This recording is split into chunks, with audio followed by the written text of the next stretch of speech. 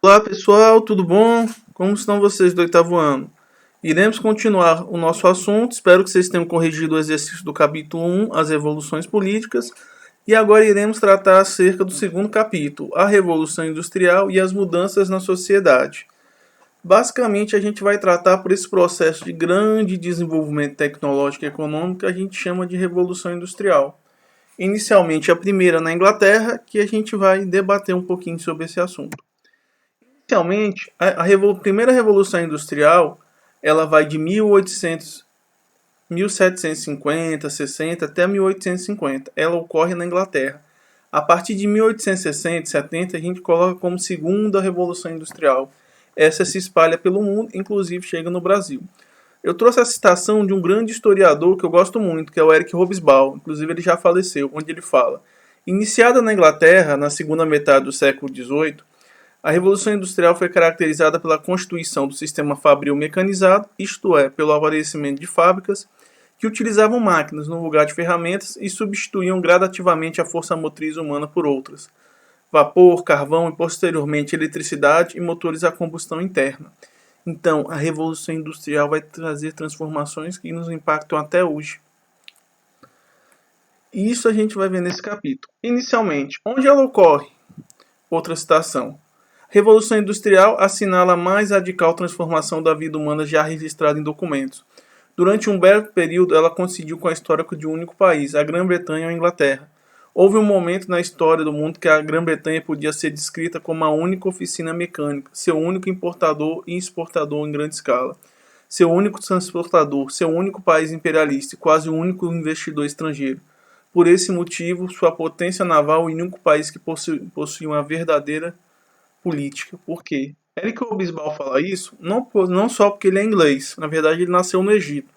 Ele fala isso porque a Inglaterra, durante o século XV, XVI, XVII, XVIII, ela se dedicou muito ao comércio. Então ela conseguiu agregar uma grande quantidade de recursos, a tal ponto que ela vai conseguir ter os recursos, ter o carvão mineral, ter os barcos e ter os equipamentos que vão fazer ela dar um salto quantitativo. Aqui é uma representação de uma fábrica alemã no século XIX. Aí já é na segunda revolução industrial. Observe. Os ferreiros trabalhando, todos organizados, operários, para aumentar a produção. Escrever um pouquinho desse contexto histórico. Então, o que marca a Revolução Industrial? É um processo de desenvolvimento capitalista intensificado pela Revolução Comercial dos séculos XVI e XVII.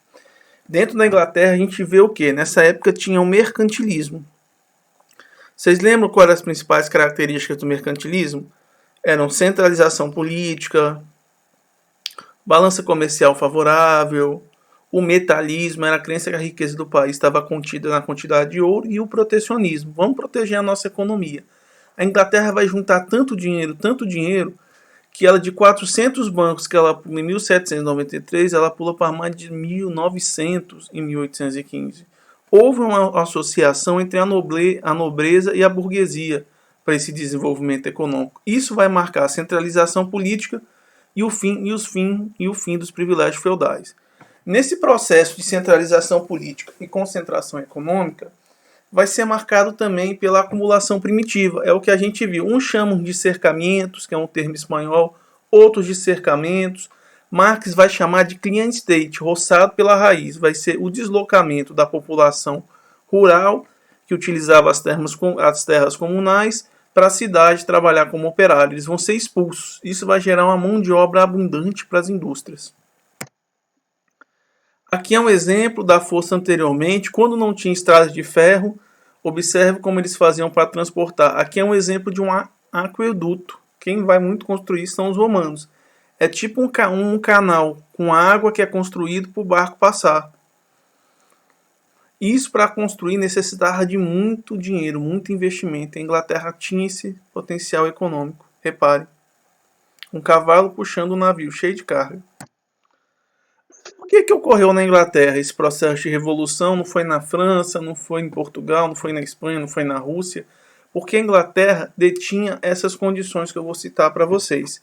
Primeiramente, a acumulação de recursos financeiros, que chamam de acumulação primitiva. Ela tinha muito dinheiro.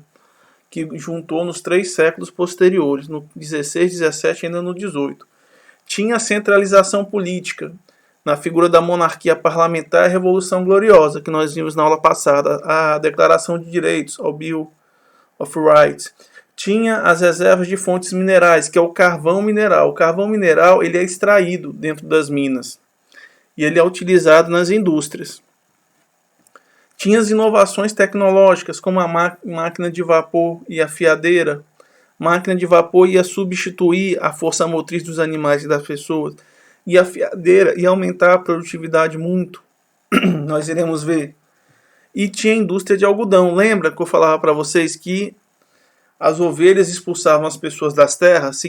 Significava que as terras comunais estavam sendo cercadas pelos proprietários e criando ovelhas. Tanto que eu fiz até aquela brincadeira do livro do Thomas More, Utopia, que na Inglaterra as ovelhas comiam as pessoas. E a Inglaterra tinha uma grande marinha, cara. Gigante a marinha inglesa. Derrotou a Armada Invencível de Filipe II na Espanha. E aquele quadro que eu mostrei para vocês do exercício 1, então tinha um grande mercado colonial. E possuía uma posição geográfica privilegiada. Por quê, professor? Porque era uma ilha. Então dificilmente poderia se dominar com um exército continental. Tinha que ter uma marinha forte. Então quase poucos conseguiram conquistar a Inglaterra. Muitos poucos. Os romanos conseguiram ficar um tempo, mas foram expulsos. E assim sucessivamente. Como isso vai impactar a produção econômica e as práticas? Inicialmente a gente vai ver surgir alguns tipos de produção. Eu vou estabelecer para vocês bem aqui. Antigamente você tinha um artesão, desde a antiguidade. Qual é a principal característica do artesão? Ele conhecia todo o processo produtivo e produzia no seu próprio estabelecimento ou casa. É como se ele fosse produzir o tecido. Ele criava a ovelha, ele tirava a lã, ele fiava a lã da ovelha para virar o tecido. Fazia tudo na própria casa. Tudo que ele vendia, ele produzia e vendia. E durante a Idade Média vai surgir as corporações de ofício. O que eram isso? Nos burgos ou cidades, tinha um grupo de artesãos onde todos se reuniam, conheciam o processo produtivo e era dirigido por um grão-mestre ou mestre, e tendo aprendizes e jornaleiros. Toda a produção era regulamentada e protegida por normas. Isso era para garantir a qualidade e proteger da concorrência. Geralmente o aprendiz entrava numa oficina, ficava trabalhando, se formava, virava jornaleiro, depois de muito trabalhar ele fazia a própria oficina e virava mestre. Aí veio a manufatura. O que acontece?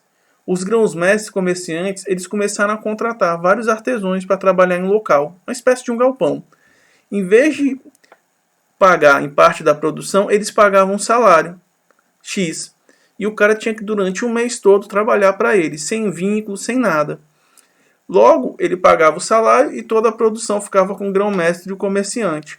Para facilitar isso, o comerciante começou a dividir as etapas do trabalho. Um colhe a lã, outro prepara a roda, outro faz o tecido e outro vende. Isso facilitou o aumento da produtividade. Em vez do cara se especializar em todas as etapas, ele faz só uma. Isso fez aumentar a produtividade e a divisão do trabalho vai contribuir para isso. E por fim, vai vir a indústria. O que a indústria é? É quando esses grão-mestres comerciantes começam a adotar inovações tecnológicas, como a máquina de fiar mecânica.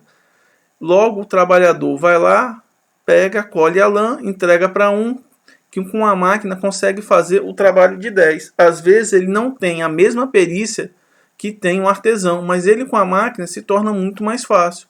Assim, ele desconhece todo o processo produtivo, ganha um salário baixo, porque ele não precisa ter perícia, e recebe um valor pelo seu trabalho, que a gente chama de salário.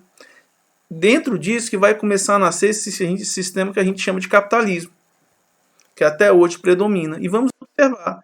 Aqui é um exemplo de como funcionava a indústria têxtil. Observe. As máquinas tomando de conta e um funcionário. Às vezes esse funcionário não tinha nem muita perícia, mas ele era supervisionado por alguém que tinha mais. Ou seja, para garantir o ritmo de produção e a qualidade desse trabalho. Pode observar. Aqui são mulheres fazendo esse trabalho. Observe as máquinas. Aqui é um exemplo de umas primeiras máquinas que chegou, que é a Spinning Jenny, que era uma máquina simples, mas a utilização somada à divisão do trabalho significou um grande salto de produção. É só a gente se lembrar da Bela Adormecida. Quem nunca escutou aquela história da Bela Adormecida que fura o dedo e adormece? ela só tinha uma roda. Aqui observe, a pessoa girando a manivela, olha quantos fios tem para formar esse tecido. Vários. Então, em vez de ser um trabalho que 20 pessoas fazem, uma pessoa faz com muito mais produtividade. Então, a gente observa um aumento da produtividade e um aumento da qualidade, porque a máquina erra muito menos que a pessoa. Serão as consequências da Revolução Industrial na Inglaterra? Quais foram, na verdade, as consequências? Primeiro, a divisão do trabalho. A divisão do trabalho aumentou a produtividade e especificou o trabalho dos operários. Cada um desempenha uma função. Posteriormente, o surgimento de uma nova classe social, os operários. Quem são os operários, professor? Aqueles que operam as máquinas. Depois, um processo ininterrupto, através de turnos, e gerando um aumento considerável da produtividade. Ou seja, as máquinas nunca param. Trabalha-se em turno, um de manhã, um de tarde e outro de noite. As máquinas facilitaram o trabalho com uso de força, porque as pessoas já não precisam de tanta força, a máquina faz o trabalho bruto. E diminuição na quantidade da força de trabalho. Se produz mais, logicamente precisa de menos gente. E com o deslocamento das pessoas do campo para a cidade, através daquele processo que eu falei para vocês do cercamento, as cidades ficaram superlotadas. Então os patrões não tinham muito segredo não. Pagavam baixos salários para esses operários e se utilizavam da sua força de trabalho. Na Europa também vai começar a surgir as estradas de ferro, que vão substituir as carruagens como principal meio de transporte. A partir desse momento, o homem torna-se escravo da máquina e do capital, onde tempo é dinheiro. Quem nunca ouviu falar essa frase? Exemplo de um filme para vocês do Charlie Chaplin, Tempos Modernos, que demonstra como a máquina interferiu na nossa vida. Espero que vocês gostem.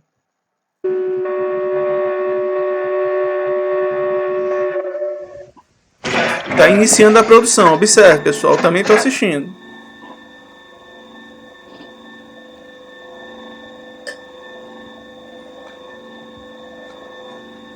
Aí está o supervisor.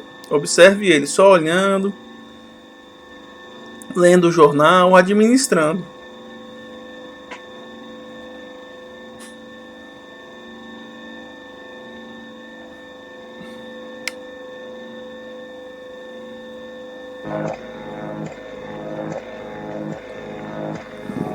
Aí ele fiscalizando a produção.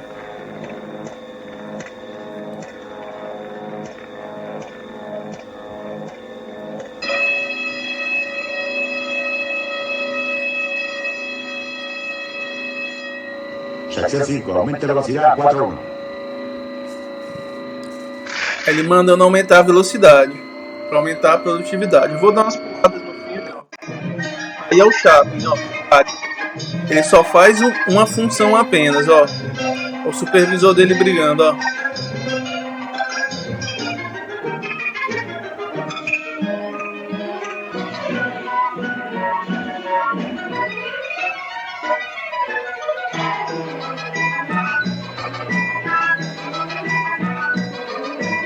Ele tentando matar a mosca.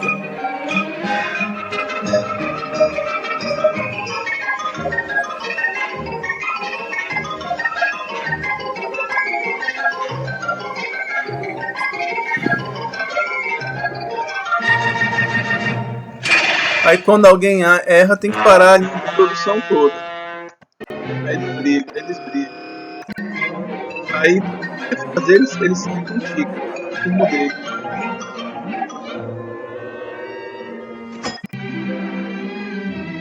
Quando ele vai no banheiro fumar, o chefe dele briga com ele. Vamos.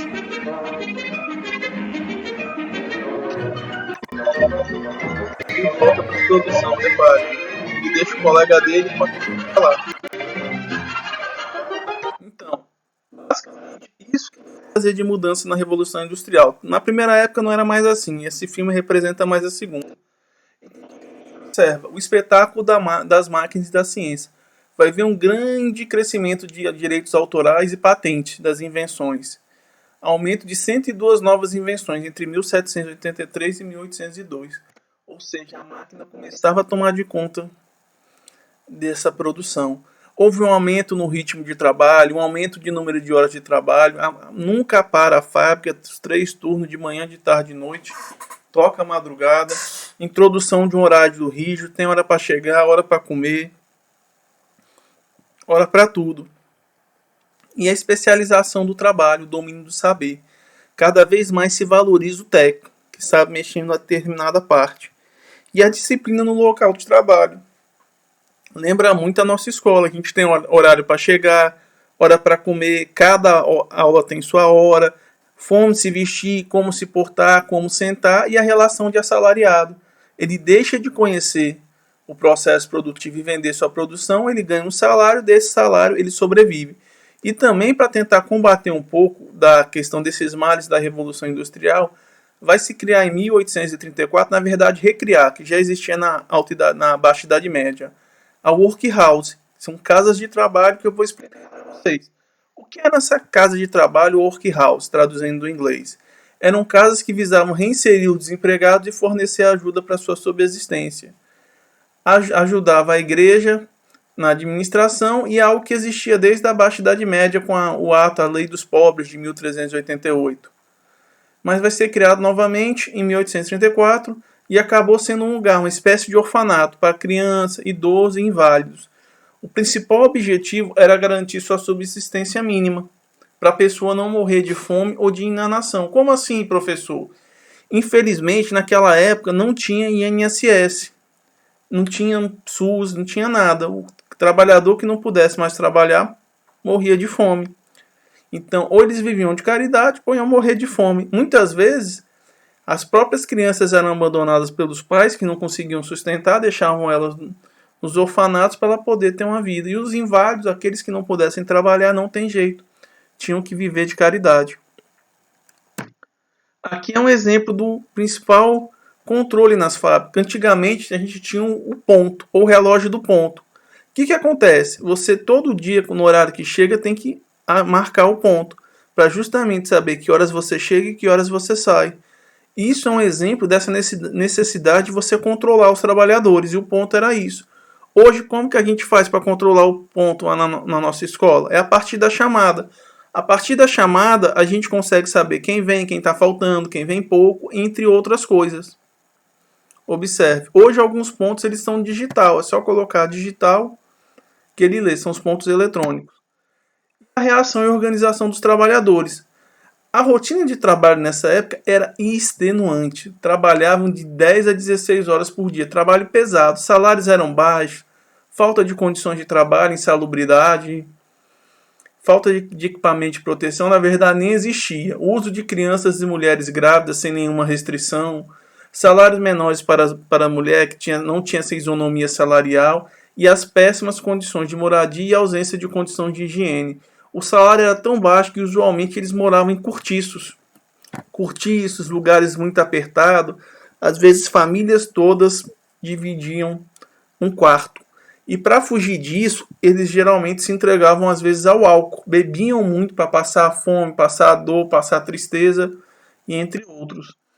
Alguns movimentos começaram a surgir para tentar combater isso. Um dos primeiros movimentos vai ser o movimento ludista ou ludismo. Qual era o contexto? Movimento operário contra a exploração dos trabalhadores da indústria, com tendência ao anarquismo. Anarquismo é você não ter governo ou ausência de governo. Esses operários acreditavam que a única forma de acabar com essa miséria era destruir as máquinas que causavam miséria aos seres humanos. É atribuído a Ned ou King Tube, Rei Tube, não sabe se é real ou se é fictício, um suposto aprendiz que destruiu uma máquina amartelada em Lancashire, na Inglaterra. Eles foram combatidos pelo governo inglês e 14 foram enforcados em 1803 no massacre de Peterloo, perto de Manchester, que era uma grande cidade industrial inglesa e produtora de tecidos. Aqui é o exemplo de dois ludistas destruindo uma máquina de tear, que acreditavam que era o principal problema. E aqui um desenho desse Ned Ludd ou King Ludd, ou General Ludd, destruindo uma tecelagem em 1802. Os sindicatos, ou trade unions, eles surgem a partir de 1830, se constituindo uma associação geral dos operários ingleses para a proteção do trabalho. Tinha por objetivo de atuar como central de todos os sindicatos. É o sindicalismo. São sociedades de ajuda à multa, em torno de 102 sociedades que agrupavam 11 mil associados, dos quais 2.600 eram tipógrafos. Surgimento dos sindicatos que advogavam pela classe operária perante os patrões em busca de direito. Eles tinham duas funções principais: Como naquela época não tinha INSS e não tinha saúde pública, eles tinham caixas de ajuda à multa. O que é uma caixa de ajuda à multa? Todo mês, cada um dá um pouquinho do seu salário para o sindicato. Quando alguém quebra um braço, quebra uma perna ou fica desempregado, o sindicato pega esse dinheiro e passa uma ajuda mínima para a pessoa, ou quando ela fica doente. Eles ajudavam, aparavam os doentes e também lutavam por melhores condições de trabalho, estabilidade no emprego, salário, higiene e segurança. Nesse período vai surgir as primeiras greves, que a gente chama de blackout, tipo apagão, a tradução para o português, que é um instrumento de manifestação. Isso ocorre muito com os professores do estado do Piauí. Todo ano você tem greve, o sindicato negocia com o governo não paga, os professores fazem greve. Depois o sindicato negocia novamente, o governo cede e a greve acaba. Então o sindicato é uma forma de intermediação entre o operário e o patrão. Vai surgir o movimento cartista ou cartismo. Ele se caracteriza como um movimento social inglês que se iniciou na década de 30 do século XIX. Fundou-se pela luta da inclusão política da classe operária, representada pela Associação Geral dos Operários de Londres. Tinha por reivindicações o sufrágio universal masculino, o direito de todos os homens votar, que naquela época não tinha, o voto secreto através de cédula, que o voto era aberto, eleição anual, igualdade entre os direitos eleitorais e participação de representantes da classe operária no parlamento inglês. E que os parlamentares fossem remunerados. Por quê, professor? Para poder eles abandonarem os seus empregos e exercer atividade parlamentar. Todos esses direitos que eles reivindicaram, eles conseguiram até hoje, na Inglaterra. Um exemplo de uma manifestação cartista, eles se manifestando para pressionar o parlamento pelos seus direitos. E a partir disso, alguns dos seus direitos foram conquistados e eles conseguiram fazer. Um dos grandes exemplos disso é o Partido Trabalhista Inglês, que ele surge dentro desse apogeu, dentro dessas questões sociais que a gente observa. Então, os trabalhadores ingleses, a partir disso, começam a ter uma série de conquistas ou ameniza a situação deles. Em 1833, limitou-se o trabalho de crianças de 9 e 13 anos a 8 horas diárias. Hoje, criança já não trabalha, só pode trabalhar. 1871, o direito de formar sindicatos ou associações. Em 1908, instituiu os primeiros sistemas de seguro social, que é uma espécie de INSS. Em 1919, estabeleceu a jornada de 8 horas diárias, como é hoje. Uma pessoa pode trabalhar no máximo 8 horas diárias. Tudo que passar disso é hora extra, tem que pagar a mais. E o seguro social é muito importante para dar uma garantia de proteção aos trabalhadores quando chegam no final da vida. Eles já não conseguem produzir o que conseguem produzir uma pessoa nova. Destarte, o que acontece? O governo paga essa pessoa um auxílio que ela vem pagando ao longo da vida toda. É como se fosse uma aposentadoria. Espero que vocês tenham gostado. Qualquer dúvida, vou passar uns exercícios, façam os exercícios que eu passei e podem entrar em contato comigo.